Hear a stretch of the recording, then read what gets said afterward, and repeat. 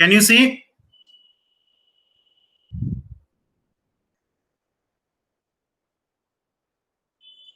Can you Yes. see? Yes, sir. Okay, fine. So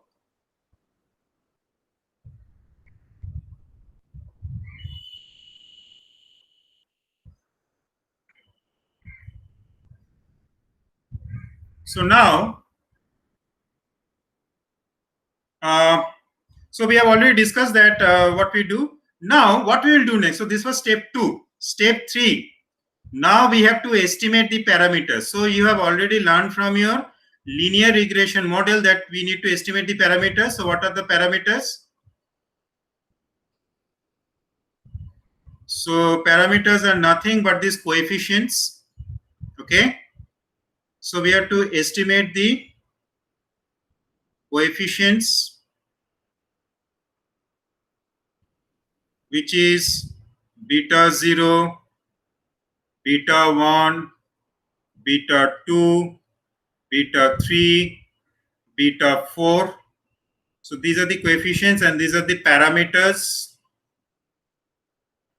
of the empirical model. Okay. So this also helps you to test the relationship between the this variable, let's say the income of after a job training, and the independent variables like age, experience, education, training. Okay. So this is my third step. So the fourth step, what is the fourth step? Fourth step, I will be testing the hypothesis. So I'll be testing the hypothesis. So what is this hypothesis?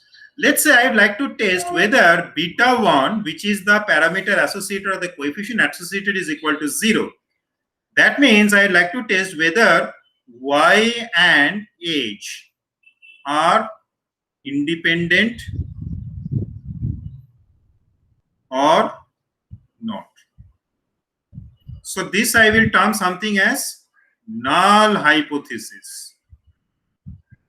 Null hypothesis, that whether beta 1 is equal to 0 or not. Against the alternative that beta 1 does not is not equal to 0. So for this I will be using different statistical test to test this hypothesis. And then I can comment, I can test my theory. So I have made a theory what that, let's say I say that there is an inverse relationship between income and age. Okay? That means this beta 1 should be less than 0. But I now like to test the hypothesis that whether beta 1 is equal to 0 or not. So if I cannot reject this hypothesis, if I cannot reject this hypothesis that beta 1 is equal to 0, if I cannot reject this, then I can say that whatever theory I have made is not true. So the theory is not standing the test of the data. But if I can reject this hypothesis that beta 1 is equal to 0, that means now I have a hope alive. What is that hope alive? That since beta 1 is not equal to 0, that means there is a relationship between income and age. But still I cannot say whether beta 1 is greater than 0 or beta 1 is less than 0. For that I have to go for further hypothesis testing. So which will be like restricted hypothesis. Restricted testings. Okay. Fine. So this is my step number 4. Step number 5. After I have estimated all these parameters, after I have done all this hypothesis testing, then I can predict or forecast. That means given the values of the independent variables,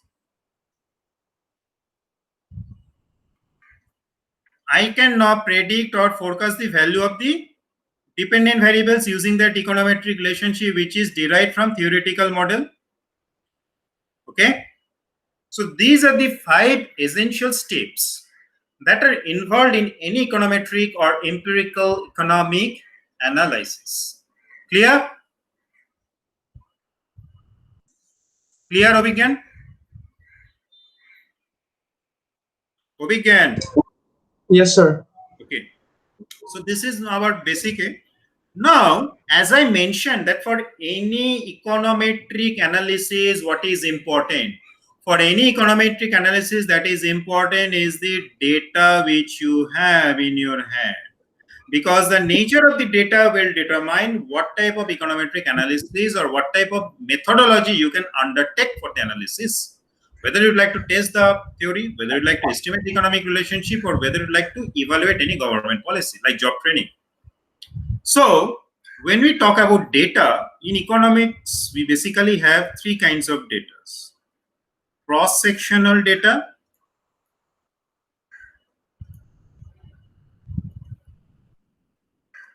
time series data,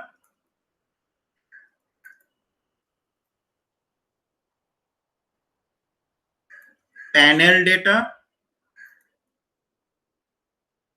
and the fourth one is your pooled cross-section data. Okay?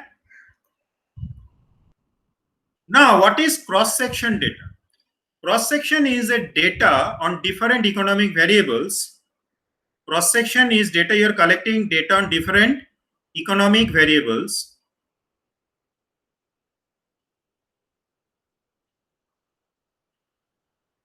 from individual units at a given point of time. Okay, so cross-sectional data is a one period data which you are basically collecting on important economic variables from different individual units at a given time period. So these individual units can be consumer, they can be farm, they can be schools, they can be colleges, they can be states, they can be countries, but you're collecting data only for a given time period on certain set of economic variables. And how do you collect the cross-sectional data? Cross-sectional data can be collected in two different ways. What are these? Census. So what is census? You're collecting data on all these individual units at a given point of time, or random sampling. So you have already studied our random sampling.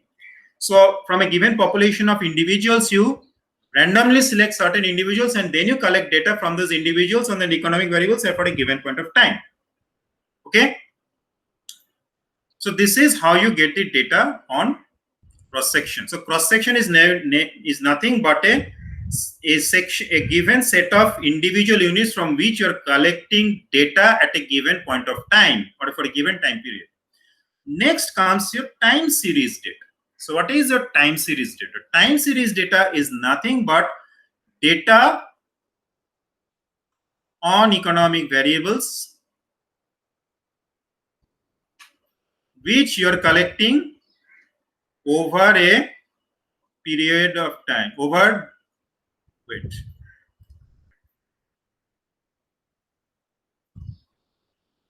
different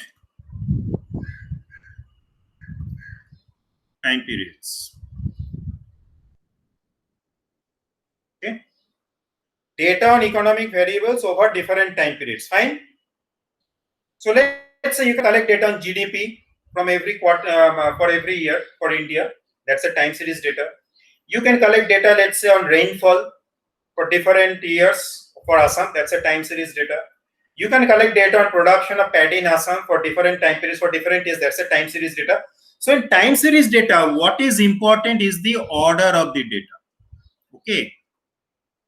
Order of the data is important in time series, and how this order is being fixed in terms of chronology. That is order of time. In cross-section data, it is not important that in what order are the individual units organized.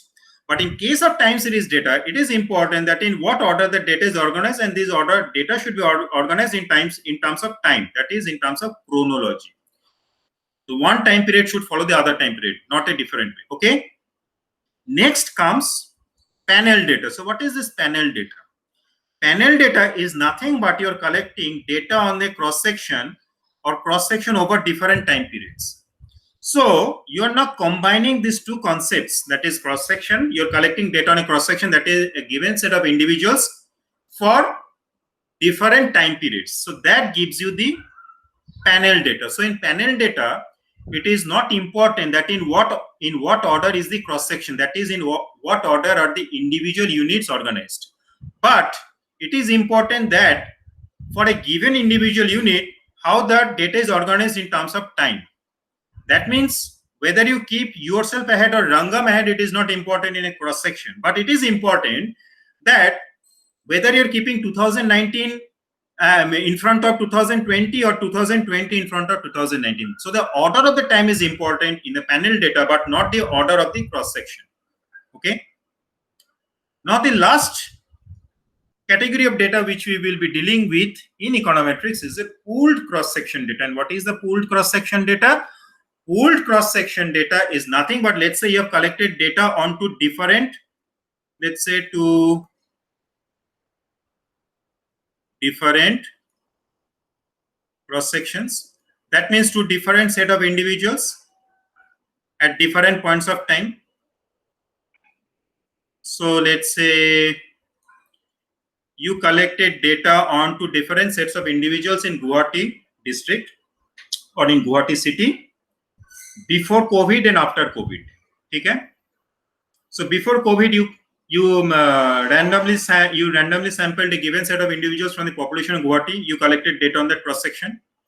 After COVID happened,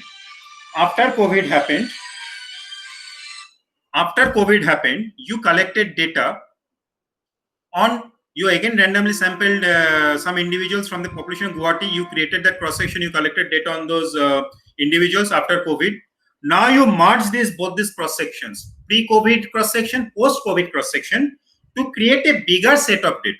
Okay, they're two different cross sections. That means they are two different set of individuals, but you're pulling up these two cross sections. That means you're bringing these two cross sections to create a bigger data set, so as to, you would like to analyze the impact of COVID. So you'd like to analyze, so you'd like to analyze the impact of COVID on what? You like to analyze the impact of COVID on what? On different economic variables, let's say consumption, expenditure on medicine, expenditure on other items. So pooled cross-section data, we basically pool different cross-sections to increase the data size so as to make the econometric analysis more amenable, and also to find the impact of certain events, let's say like COVID, on different economic variables. Clear? Clear, Obhigyan? Yes, sir. Yes, sir. So we stop here today, and this is the first class. So I'll send you the video recording, and I will carry on the discussion tomorrow. Okay, and kindly join on time. Fine. Yes, sir. So you have any question? Sir, I'll go through today. If I have, I'll clear tomorrow. Okay, fine. So have a nice day. Sir, thank you. Okay.